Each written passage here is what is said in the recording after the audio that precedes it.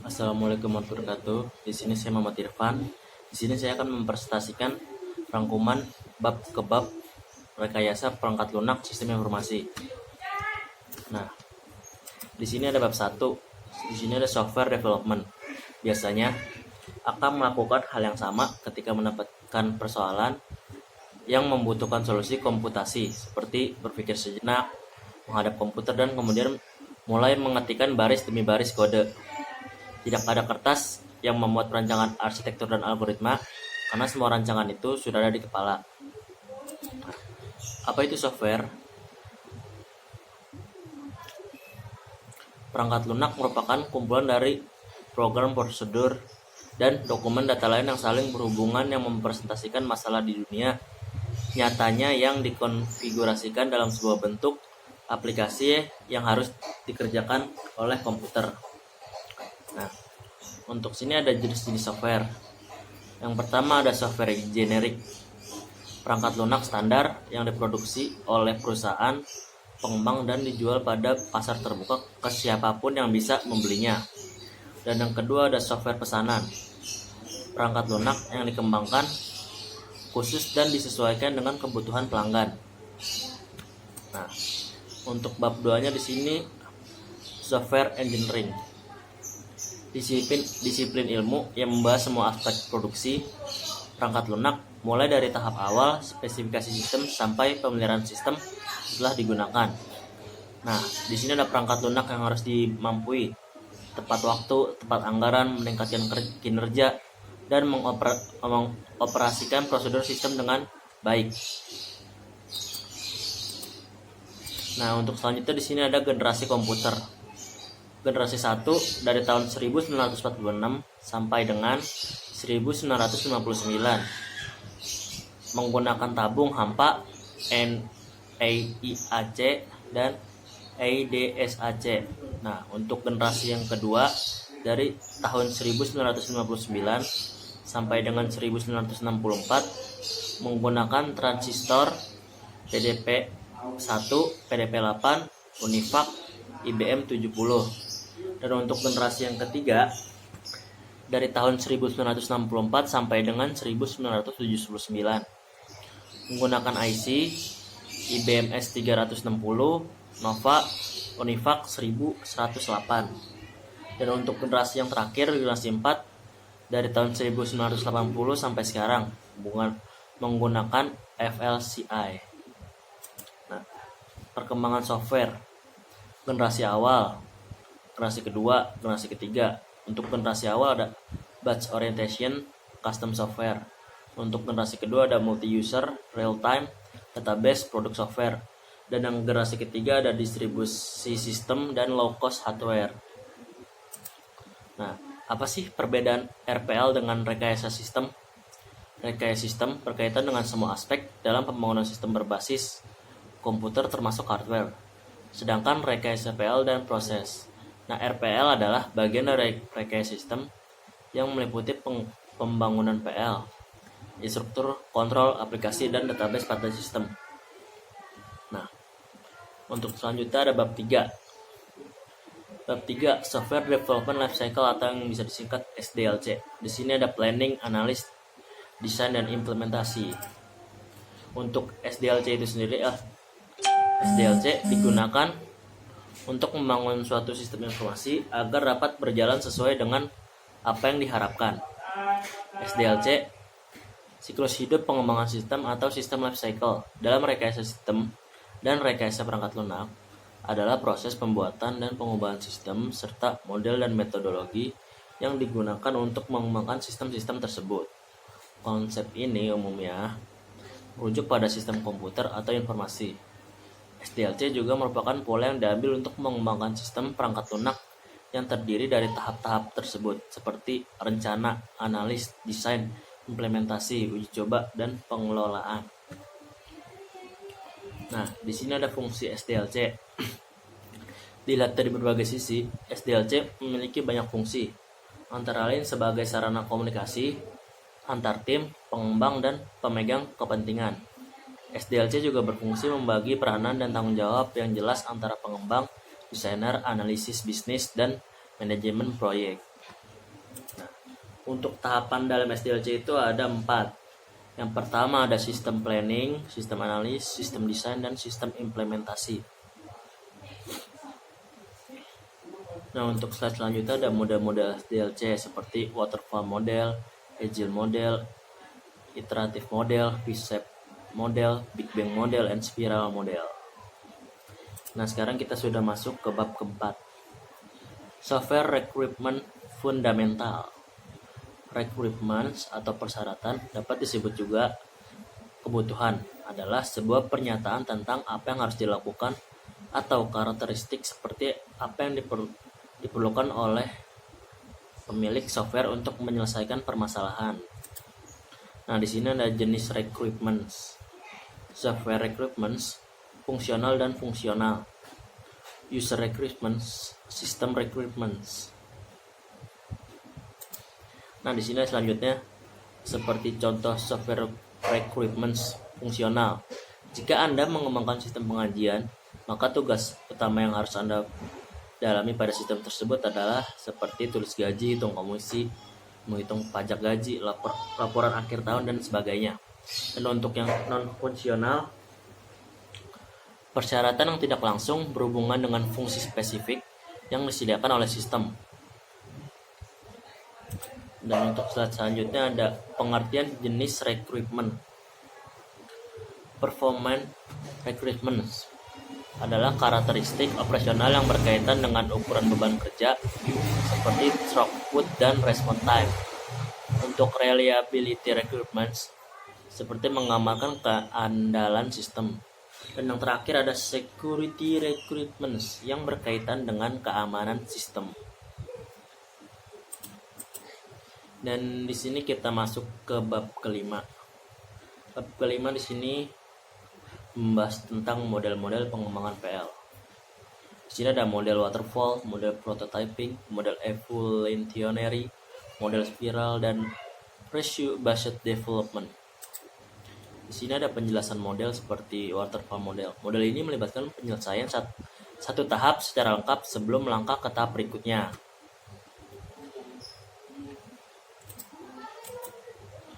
Nah, untuk model prototyping sendiri, sebuah prototype adalah bagian dari produk yang mengekspresikan logika maupun fisik antarmuka eksternal, menggunakan prototype dan menyediakan masukan untuk tim pengembang sebelum pengembangan itu memasuki skala besar dimulai.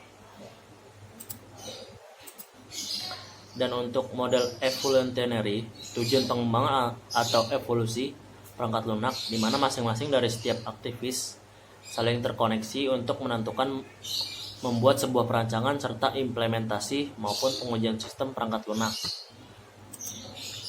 Dan untuk model spiral, salah satu metode yang dapat digunakan dalam pengembangan perangkat lunak, model spiral merupakan penggabungan dari model prototyping dan model waterfall. Dan untuk bab 6, kita masuk mulai bab 6. Di sini membahas tentang desain. Desain merupakan representasi dari sesuatu yang akan dibangun. Dalam dunia software engineering akan menggunakan model standar untuk proses desain. Fokus pada 4 area utama seperti data, arsitektur, komponen, dan user interface.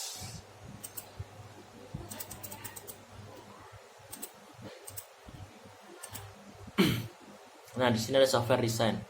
Perancangan perangkat lunak merupakan proses yang berulang untuk mengartikan requirement menjadi blueprint untuk membangun perangkat lunak. Dan yang kedua, tahapan pada SDLC di mana software requirements dianalisa menjadi sebuah deskripsi sebagai pembangunan software. Nah, di sini ada software design prinsip. 1.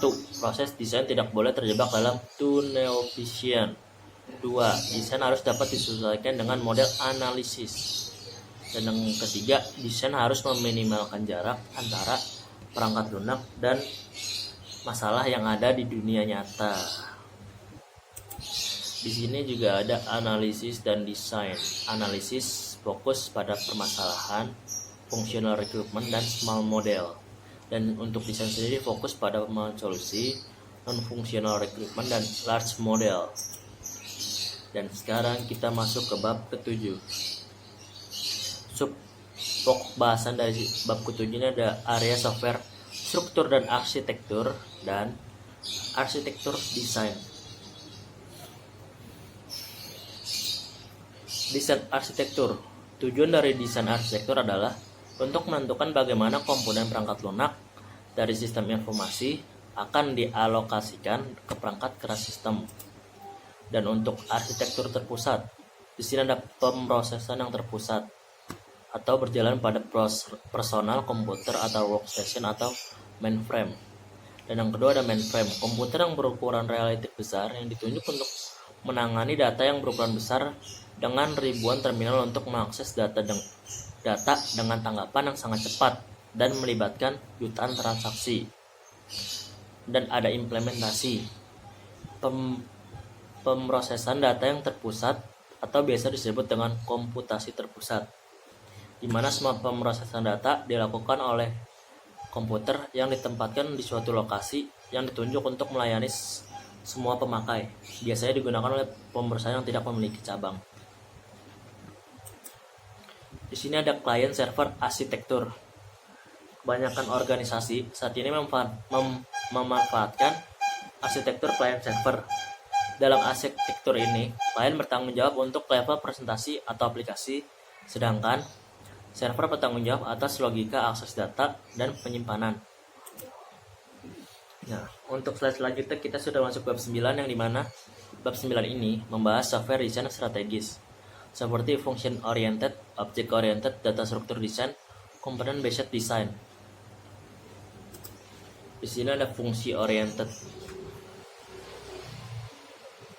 Fungsi oriented strategi bergantung pada penguraian sistem menjadi sekumpulan fungsi yang saling berinteraksi dengan sistem terpusat yang dibagikan menjadi fungsi-fungsi ini.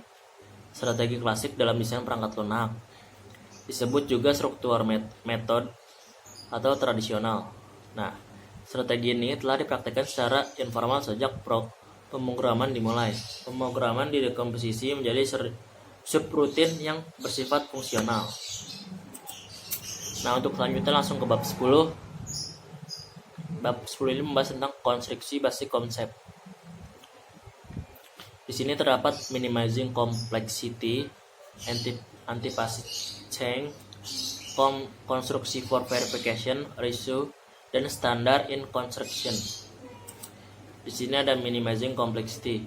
Dalam konstruksi perangkat lunak, meminimalkan kompleksitas jauh lebih diutamakan dari membuat kode yang pintar, namun tidak mudah dipahami.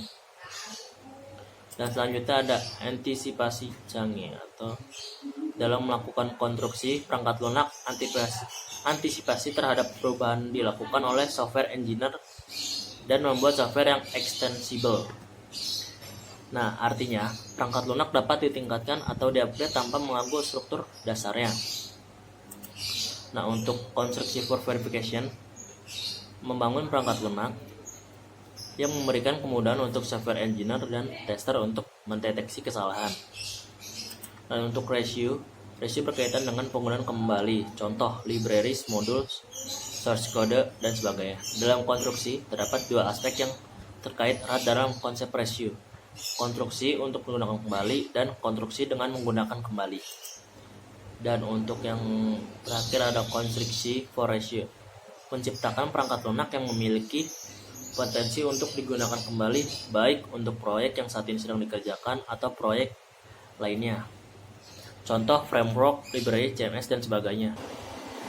Nah, untuk slide selanjutnya kita sudah masuk ke bab 11.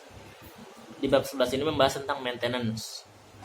Pemeliharaan perangkat lunak, software maintenance adalah aktivitas perubahan atau modifikasi perangkat lunak setelah perangkat lunak digunakan. After the delivery of software.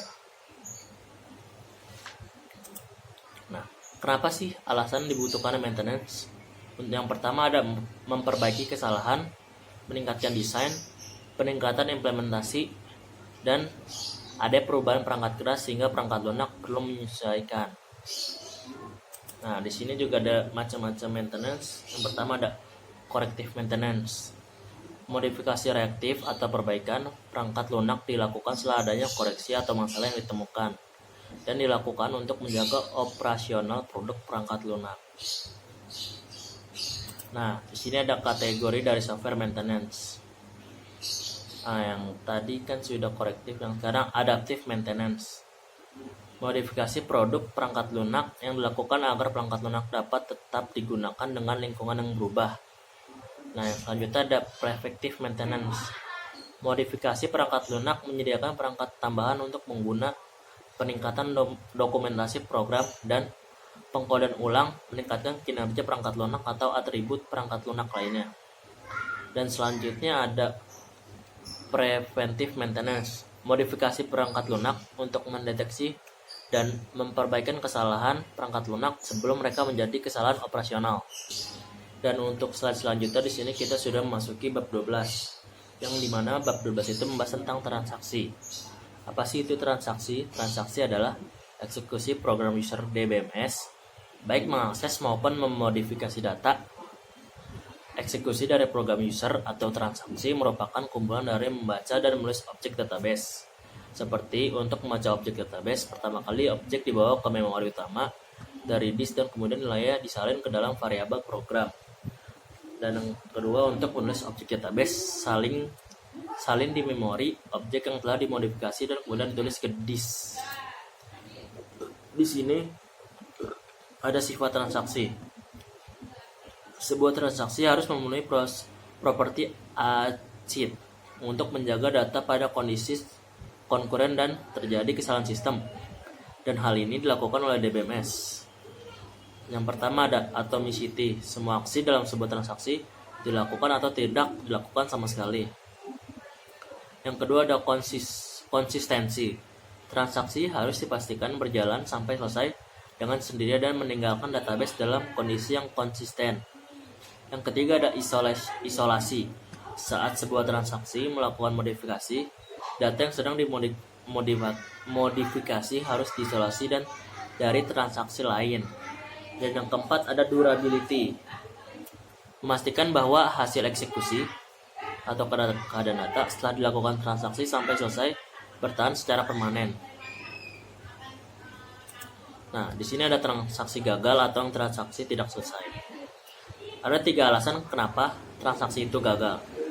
Yang pertama ada dibatalkan atau diberhentikan karena adanya masalah ketika proses eksekusi.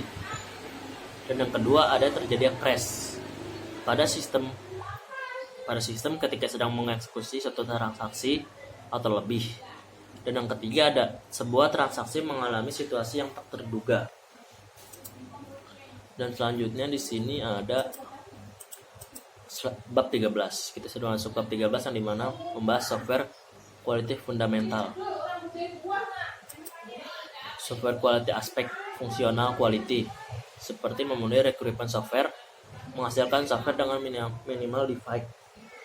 Yang kedua ada struktur quality, kode testability, kode maintainability. Dan yang ketiga ada proses quality, tepat waktu dan budget sesuai.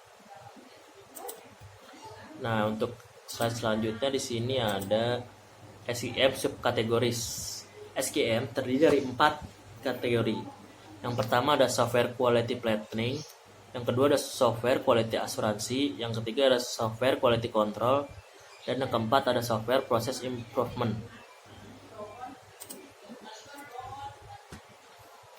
Nah, untuk apa sih SQM atau yang bisa disebut software quality management? SQM adalah kumpulan dari semua proses yang memastikan bahwa produk perangkat lunak, layanan dan implementasi memenuhi kualitas perangkat lunak yang sesuai tujuan organisasi dan mencapai kepuasan pemangku kepentingan atau stakeholder. Nah, untuk selanjutnya kita masuk bab 14 yang dimana membahas tentang software configuration management. Apa sih itu SCM? Nah, definisi seperangkat disiplin atau studi dalam bidang manajemen dalam proses rekayasa perangkat lunak untuk mengembangkan baseline. Di sini, SCM mencakup disiplin dan teknik menginisiasi atau memulai, mengevaluasi, dan mengendalikan perubahan pada produk perangkat lunak selama dan setelah proses rekayasa perangkat lunak. Nah, mengapa sih harus SCM? Banyak orang harus bekerja pada perangkat lunak yang berubah. Lebih dari satu perangkat lunak harus didukung. seperti custom configured system, sistem under development, dan perangkat lunak yang harus berjalan pada mesin dan sistem operasi yang berbeda. Nah, di sini ada SCM activity, software konfigurasi manajemen. Activity pertama, konfigurasi item identifikasi, promosi manajemen, release manajemen, branch manajemen, varian manajemen, dan change management. Tidak ada aturan yang tetap. Fungsi SCM biasanya dilakukan dengan cara yang berbeda, cara formal, informal, tergantung pada jenis pada proyek dan life cycle dan metodologi yang digunakan. Nah, di sini ada terminologi pada SCM. Kita akan bahas istilah berikut. Configuration item, baseline, SCM directories, version, revision, dan release. Dan untuk yang terakhir, kita sudah masuk bab 15, bab terakhir. Bab 15 ini membahas tentang software configuration process. Apa itu manajemen konfigurasi perangkat lunak? Manajemen konfigurasi perangkat lunak sering disebut juga manajemen perubahan atau change management, adalah serangkaian kegiatan yang dirancang untuk mengelola perubahan dan dengan mengidentifikasi produk atau hasil kerja yang kemungkinan besar akan mengalami perubahan. Membuat di antara mereka menentukan mekanisme untuk mengelola berbagai versi produk kerja tersebut. Siapa sih yang melakukan manajemen konfigurasi itu? Setiap orang yang terlibat dalam proses pembuatan perangkat lunak terlibat dengan manajemen perubahan ini sampai batas-batas tertentu. Tetapi, posisi yang bersifat spesialis terkadang dibuat untuk mengelola proses SCM ini. Nah, apa saja sih langkah-langkahnya? Karena banyak produk kerja yang dihasilkan, ketika perangkat lunak dibuat, maka masing-masing produk atau hasil harus diidentifikasi terlebih dahulu. Setelah itu, mekanisme untuk versi dan kontrol pada perubahan bisa dibuat. Nah, beberapa elemen dari manajemen konfigurasi software atau yang kita sebut SCM, Software Configuration Management. Di sini ada 4 elemen. Yang pertama, komponen elemen. Sekumpulan dari tools yang dipasarkan dengan manajemen sistem data seperti database yang kemungkinan akses ke data tersebut dan melakukan pengaturan terhadap setiap item konfigurasi software. Dan yang kedua ada proses elemen, merupakan kumpulan dari prosedur dan tugas yang mendefinisikan pendekatan yang efektif untuk melakukan manajemen perubahan melibatkan semua yang terlibat dalam manajemen. Dan yang ketiga ada konstruksi elemen,